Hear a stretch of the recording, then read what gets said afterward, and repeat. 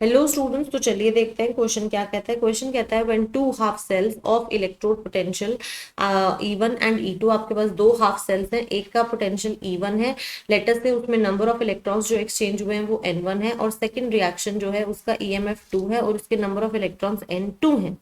ठीक है, are combined to form a half cell of electrode potential 3।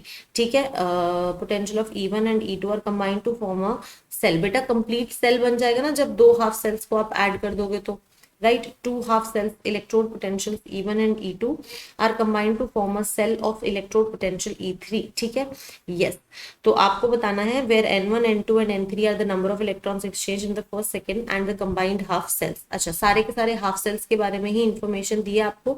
तो basically दोनों या तो रिडक्शन पोटेंशियल हाफ सेल्स है, या तो रिडक्शन हाफ सेल्स है दोनों, या फिर ऑक्सीडेशन हाफ सेल्स है। ठीक है, यस ठीक है, हम हाफ सेल के बारे में बात करें, नेट सेल की यहाँ पे नहीं बात हो रही।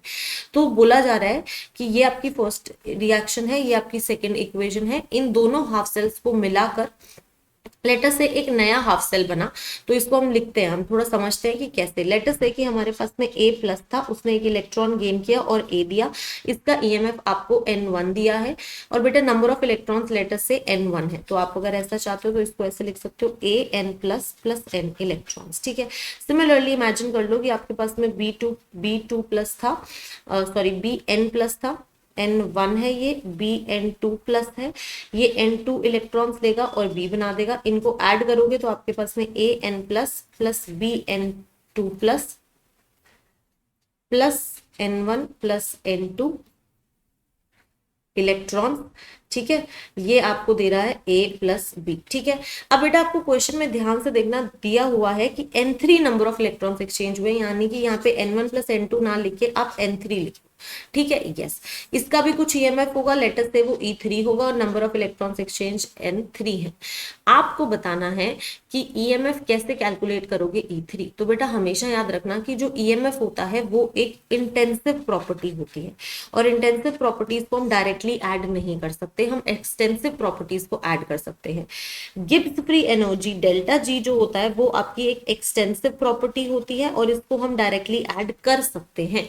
Gibbs free energy delta G naught is equal to minus NFE naught of cell. ठीक है, तो इस एक्सप्रेशन को हम यूज करेंगे। तो हम क्या कह सकते हैं, that delta G3 will be equal to delta G1 plus delta G2। तो यानी कि minus N3F E3 will be equal to minus N1F E1 plus फिर माइनस N2F E2। ऐसा लिख सकते हैं, माइनस से माइनस गया, 1 फैराडे फैराडे फैराडे कॉमन है, तो यानी कि N3E3 is equal to N1E1 plus N2E2।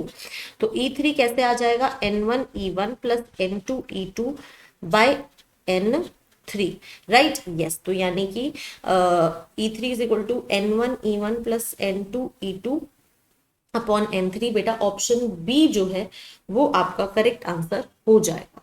Thank you.